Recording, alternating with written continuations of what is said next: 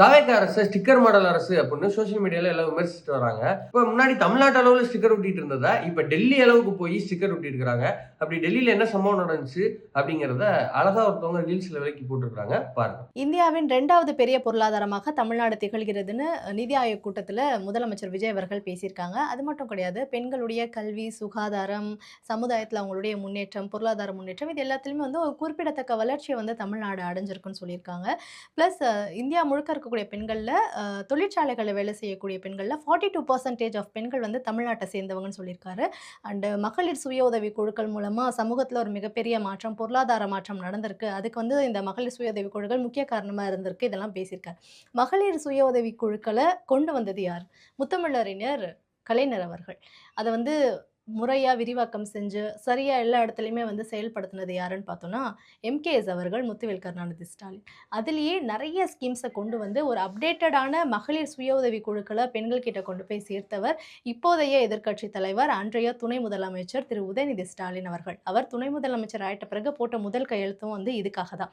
இது மட்டும் கிடையாது. இப்படி நிதி ஆயோக் கூட்டத்துல முதலமைச்சர் விஜய் அவர்கள் முன்வச்ச அந்த எல்லா அச்சீவ்மெண்ட்ஸும், அந்த எல்லா அச்சீவ்மெண்ட்டுடைய பெருமைகளுக்கும் உரியவர் யாருன்னு பார்த்தோம்னா, முத்துவேல் கருணாநிதி ஸ்டாலின் அவர்கள் தான். திமுக ஆட்சியில அவங்க பண்ண அச்சீவ்மெண்ட்ஸ் தான் இது எல்லாமே. இத தான் வந்து நிதி ஆயோக் கூட்டத்துல முதலமைச்சர் விஜய் அவர்கள் பேசியிருக்காங்க. சரி, இப்ப ஏன் இதெல்லாம் நான் சொல்றேன் அப்படின்னா, தேர்தலுக்கு முன்னாடி, தேர்தலுக்கு பின்னாடின்னு வச்சுப்போம். தேர்தலுக்கு முன்னாடி இந்த பரப்புரையில மக்கள போய் சந்திக்கும்போது தாவேகா தலைவர் விஜய் அவர்கள் சொன்னது என்னன்னா, தமிழ்நாட்டுடைய வளர்ச்சிக்கு ஒண்ணும் பண்ணல திமுக, மக்களுடைய வளர்ச்சிக்கு ஒண்ணும் பண்ணல அப்படிலாம் சொல்லியிருந்தாரு. ஆனா திமுக பண்ண வளர்ச்சிகள தான் போய் நிதி ஆயோக் கூட்டத்துல வந்து பேசியிருக்காரு.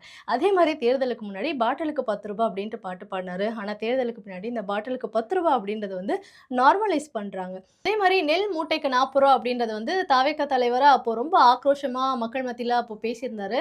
ஆனா இப்ப பார்த்தீங்கன்னா, அந்த துறை சார்ந்த அமைச்சர் ரூ. 40 குடுக்குறது வந்து ரொம்ப சரி அப்படின்ட்டு இத வந்து நார்மலைஸ் பண்றாரு.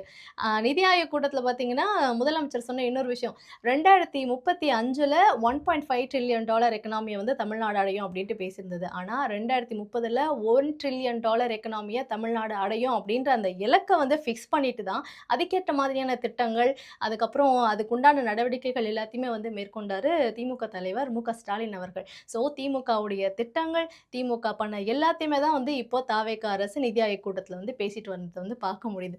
ஸோ இதெல்லாம் பார்க்கும்போது என்ன தோணுது அப்படின்னா, what bro? It's very wrong bro.